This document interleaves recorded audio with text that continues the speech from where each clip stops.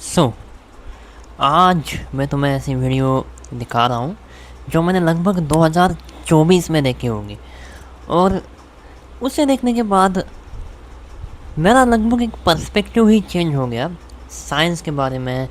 और बेसिकली जो main stream science पसंद करने वाले लोग होते हैं, या फिर जो लोगों के मन में जो परसेप्शन है साइंस की नॉर्मली, उसके बारे में।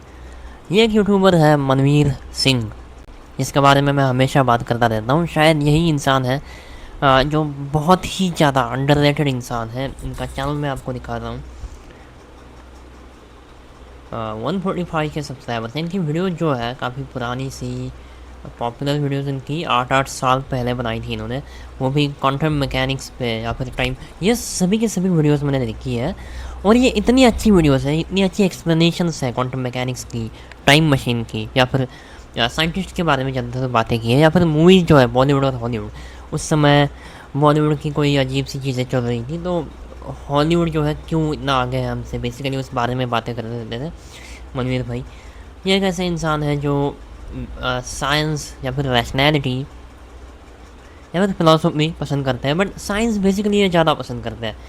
अभी जो इनकी लेटेस्ट वीडियोज़ है वो ज़्यादातर फिलॉसफी बेस्ड होती है। ओके, लेकिन अचानक से 2024 में मेरी फीड में ये इंसान आ गया था, और ये वीडियो थी उसकी कि चंद्रयान थी, आदित्य L1 अपोलो, ये साइंस नहीं है।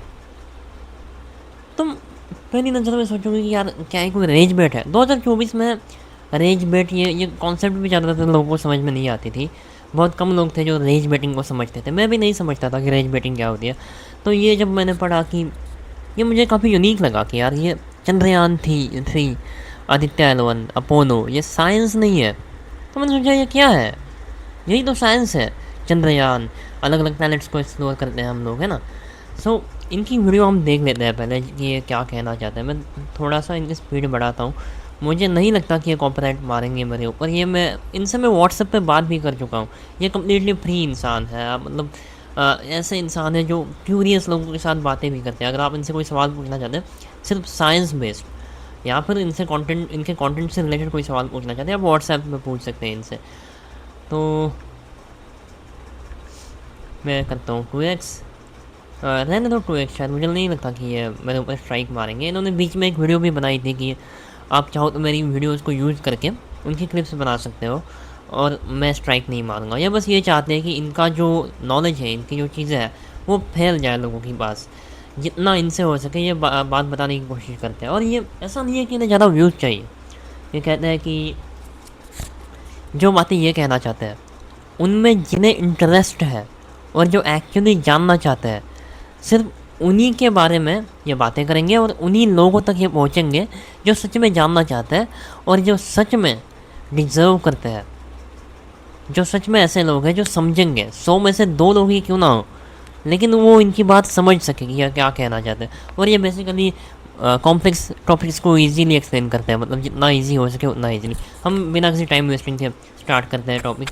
तो इसमें इन्होंने ये एक्सप्लेन किया था कि चंद्रयान थ्री, आदित्य L1 ये साइंस नहीं है। ऐसा क्यों है, इन्होंने इजीली एक्सप्लेन किया है। दिखाता हूँ आपको। मैं ये साबित कर दूंगा कि स्पेस मिशन जैसे कि चंद्रयान और अपोलो साइंस के प्यार की वजह से बिल्कुल नहीं किए गए। तो चलिए गहराई में चलते हैं इस टॉपिक के और खोजते हैं कुछ और अनुभव।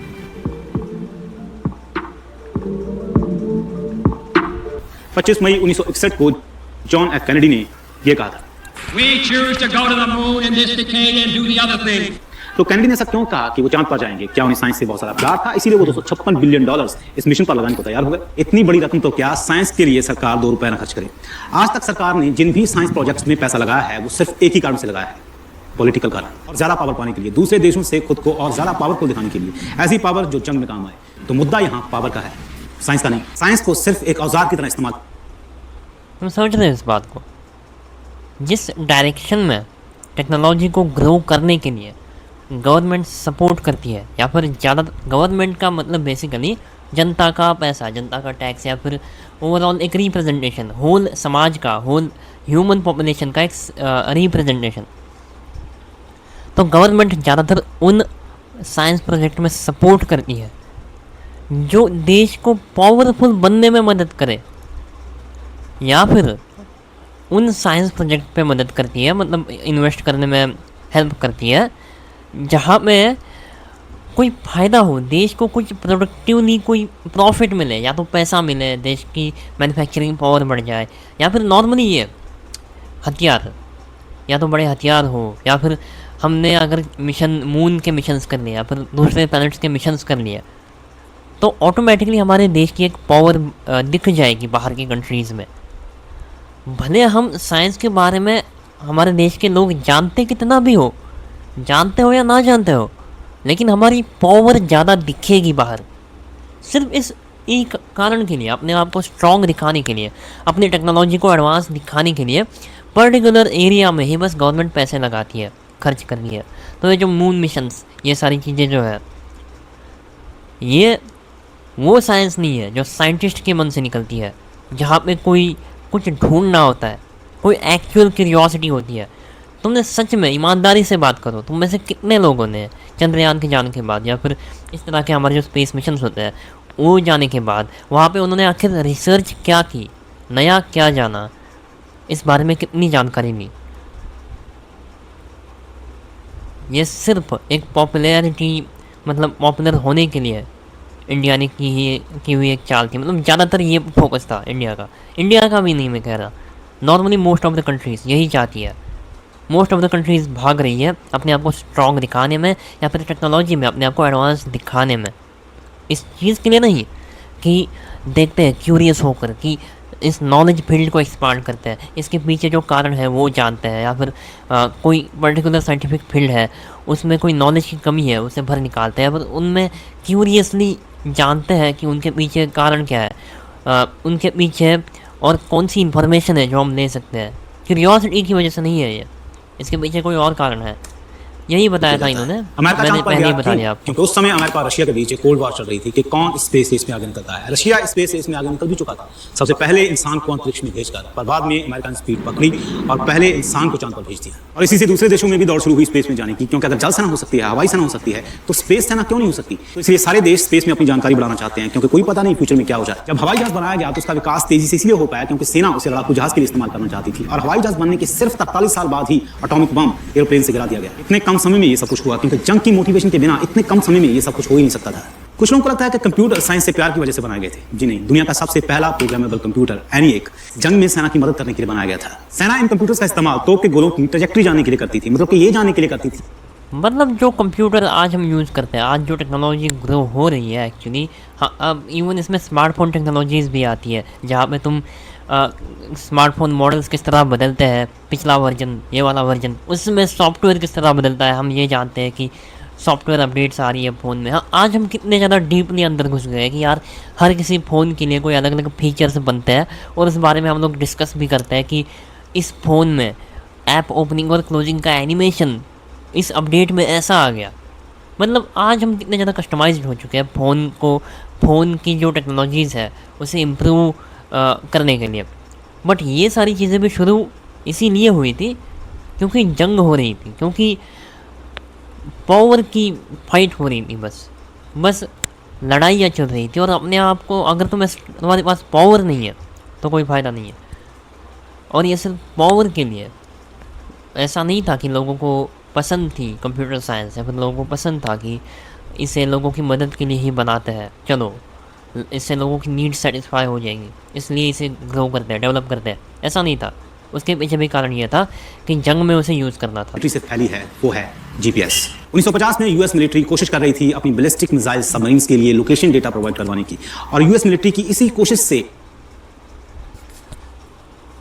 बात करने के बाद ये इंडिया को और भारत माता की जय को जरूर बीच में लाते थे। ऐसे लोग भी व्हाट्सएप पर चंद्रयान के स्टेटस डाल रहे हैं जिन्हें ये तक नहीं पता कि आइंस्टाइन कौन है। मैं सोच में पड़ गया कि साइंस में जीरो इंटरेस्ट रखने वाले लोग भी चंद्रयान क्यों कर रहे हैं। कभी भी देख लेना, पॉलिटिक्स में इंटरेस्ट रखने वाले लोग आपको हर जगह मिल जाएंगे। ये वो लोग हैं जो अपने घर के मसलों को तो सुलझा नहीं सकते हैं, पर देश के मसलों के बारे में इस तरह से बात करेंगे कि जैसे देश की सारी समस्याओं का हल इन्हीं के पास है। इकोनॉमी की बेसिक नॉलेज भी इनके पास नहीं होती है, पर इन्हें ये पता होता है कि देश क्यों गरीब हो रहा है और उसके लिए क्या करना चाहिए। इन्हें ये नहीं पता होता है कि ये क्यों गरीब हो रहे हैं और उसके लिए क्या करना चाहिए। ऐसे लोग अक्सर आपको मोदी और राहुल के लिए लड़ते हुए मिल जाएंगे। ऐसे लोगों की संख्या इतनी ज्यादा है कि पूछे ही मत। हो सकता है इस साइंस वीडियो पर भी ऐसे कई लोग देशभक्ति और मोदी का कमेंट करने आ जाएं। और मैं आपको ये भी बता दूं कि ये वही लोग हैं जो दूसरी कंट्री जाने के लिए सबसे पहले भागते हैं। और जब ऐसे लोग चंद्रयान में इंटरेस्ट दिखाते हैं सिर्फ इसलिए कि इससे इंडिया की इज्जत बढ़ेगी, नाम ऊंचा होगा, पावर बढ़ेगी, तब चंद्रयान को तो वायरल होना ही था। पर अफसोस इस बात का है कि चंद्रयान वायरल हुआ भी तो गलत रीजन के लिए, उसी रीजन के लिए जो हमेशा से रहा, पॉलिटिकल रीजन। मुझे ये देखकर बिल्कुल भी खुशी नहीं हुई। हालांकि मुझे बहुत खुशी होती है जब कोई साइंस में इंटरेस्ट दिखाता है, पर मुझे पता था कि ये इंटरेस्ट साइंस में बिल्कुल भी नहीं है, ये इंटरेस्ट पॉलिटिक्स में है। मुझे बहुत खुशी होती है अगर लोग इज्जत और पावर की बात किए बिना इस मिशन को सिर्फ साइंस के नजरिए से देखते, इस नजरिए से देखते कि कैसे ये मिशन हमारी यूनिवर्स की अंडरस्टैंडिंग को बढ़ा सकता है।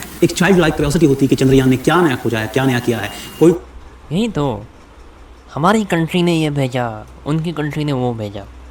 ह्यूमैनिटी के लिए जो साइंस है, जो होल ह्यूमैनिटी के लिए हम जो हासिल करेंगे, क्योंकि आज हम जो बातें करते हैं मोबाइल के अपडेट्स के बारे में, जैसे मैंने कहा, वहाँ हम ये नहीं देखते कि कौन सी कंट्री वाला इंसान कौन सा ओएस बना रहा है। हम बस ये देखते हैं कि एक फ़ोन के लिए कोई अपडेट बन रही है, कोई सॉफ्टवेयर बन रहा है, वो दुनिया के सभी लोग यूज़ करेंगे, वो कंप्लीट ह्यूमैनिटी के लिए बनाई जा रही है।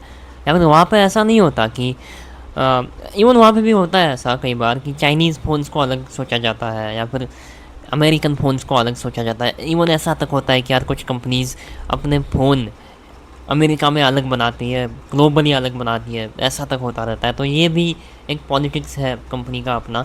लेकिन फिर भी मोबाइल टेक्नोलॉजी जिस तरह आज ह्यूमैनिटी के लिए काम करती है, मतलब ज़्यादातर होल सभी लोगों के लिए, बस लोगों की हेल्प के लिए जो टेक्नोलॉजीज इम्प्रूव की जा रही है।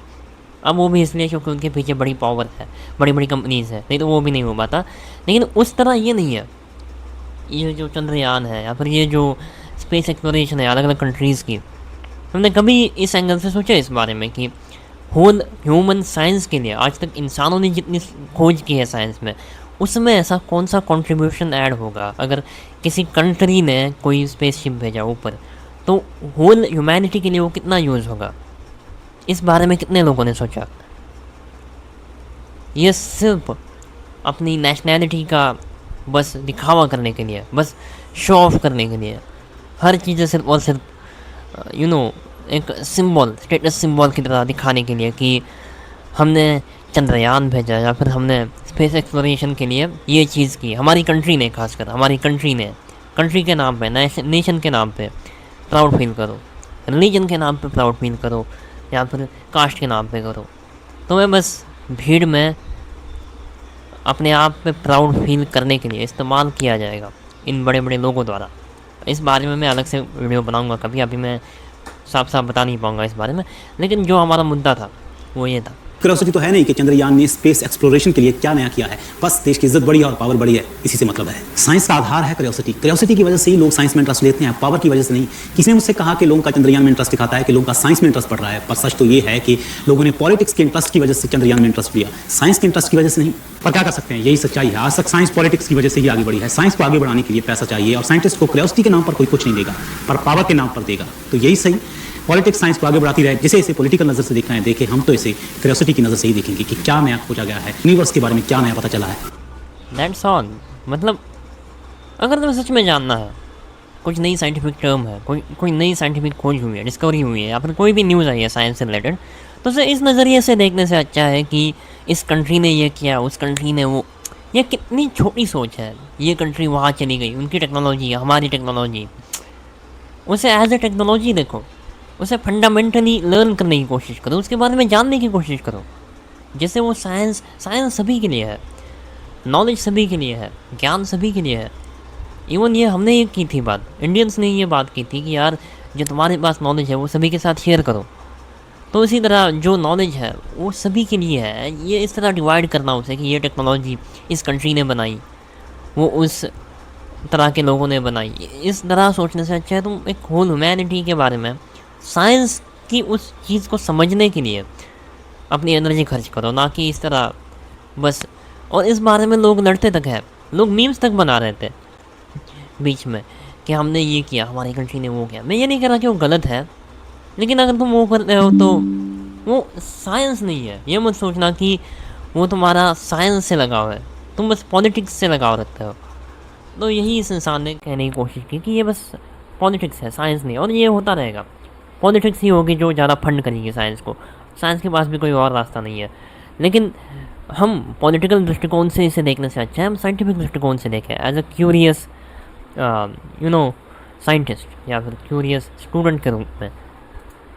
सच्चे साइंस लवर्स धर्म देश यहाँ तक कि इस धरती की हदों से भी आगे निकल जाते हैं। वो अपने आप को यूनिवर्स का एक छोटा सा हिस्सा मानते हैं, यूनिवर्स की धूल मानते हैं। उनके लिए साइंस को फॉलो करने का मकसद धरती पर खींची चंद लकीरें नहीं हो सकती जो इंसानों को आपस में बांटती हैं। उनका मकसद इससे कहीं ज़्यादा विशाल होता है। वो यूनिवर्स के बारे में जानना चाहते हैं, अपने आप के बारे में जानना चाहते हैं, जिस जगह पर वो पैदा हुए हैं उसके बारे में जानना चाहते हैं, कोई जगह कौन सी है, कैसे बनी, कैसे खत्म होगी। तो उनका मकसद इससे कहीं ज़्यादा विशाल होता है। ये क्यूरियोसिटी उन्हें साइंस की तरफ आकर्षित करती है, ना कि इज्जत, पावर और दिखावा। सच्चे साइंस लवर्स इन सारी चीज़ों से कहीं ज़्यादा ऊपर उठ जाते हैं कि उन्हें ये सारी चीज़ें बहुत ही मामूली लगती हैं। वो जिस जगह पर खड़े होकर जिस विशाल लेंस से दुनिया को देखते हैं उन्हें ये सारी चीजें ऐसी लगती हैं जैसे चींटियों का खेल हो। जो लोग असल में साइंस को फॉलो करते हैं उन्हें सभी जगह हो रही डिस्कवरी पर खुशी होती है, चाहे वो किसी भी देश में हो रही हो, ना कि सिर्फ खबरों में कुछ चीजों को सुनकर वो एक्साइटेड हो जाते हैं। और जो लोग सिर्फ चंद्रयान को खबरों में सुनकर इंटरेस्ट दिखाते हैं वो सिर्फ ट्रेंड में रहने की कोशिश करते हैं। उन्हें ऐसा लगता है कि वो दिखा सके लोगों को कि उन्हें सारी चीज़ों के बारे में पता है, पार्टी में, शादी में इस बारे में बात कर सकें कि आपको पता है चंद्रयान के बारे में, इंडिया ना सारे देशों की वाट लगा देगा, ऐसी बातें कर सकें। चलिए कोई बात नहीं, साइंस और पॉलिटिक्स का रिश्ता तो हमेशा से ऐसा ही था, हमेशा ऐसा ही रहेगा। आप इस बारे में क्या सोचते हैं कमेंट सेक्शन में ज़रूर बताइएगा। मिलते हैं अगली वीडियो। So that's it, the whole video तुम देख चुके हो। मैं तुम्हें रिकमेंड करूँगा अगर तुम इंटरेस्ट रखते हो एक्चुअली रैशनैलिटी या फिर साइंस के बारे में जानने में, तो ये चैनल चेकआउट जरूर करना। सीरियसली बहुत अंडररेटेड चैनल है। अगर तुम चाहो तो बहुत कुछ इवन इस इंसान ने, इलॉन मस्क हो या फिर ये जो विकास दिव्यकृति जो है, इनके बारे में भी कुछ ओपिनियंस देते जो अगेन अमेजिंग थे। जो भी हो, 331 वीडियोज़ है, लेकिन तुम अगर देखोगे तो तुम्हें समझ में भी नहीं आएगा कि तुम कब कंप्लीट कर चुके हो वीडियोस। इतनी ज़्यादा क्यूरियस माइंड से बनाई हुई वीडियोस है। इवन 8 सालों पहले इन लोगों ने जो साइंस बेस्ड वीडियोस बनाई थी, वहाँ पे तुम्हें पता होगा, मतलब 2017 के समय जब हमारे पास काइन मास्टर भी नहीं था शायद उस समय, उससे भी पहले वीडियो एडिटर्स थे जो ज़्यादातर बहुत ही ज़्यादा लैगी, मतलब 360p लेवल का काम करते थे। और ऐसे में उस इंसान ने हार्ड से hard scientific complex topics explain करने की कोशिश की थी, और की भी थी एक्सप्लेन, बहुत अच्छे से एक्सप्लेन किया था एकदम म्यूज़िक वगैरह यूज़ करके। इसकी पुरानी वीडियोस चाहो तो देख सकते हो, मिलियंस में व्यूज़ हैं इन्हें, तो ये चैनल देख लेना ज़रूर। और मैं इन्हें बता दूंगा कि मुझे स्ट्राइक ना मारे, मनवीर सिंह। सो बाकी तुम इस बारे में क्या सोचते हो कमेंट करना, okay. So that's it for the video.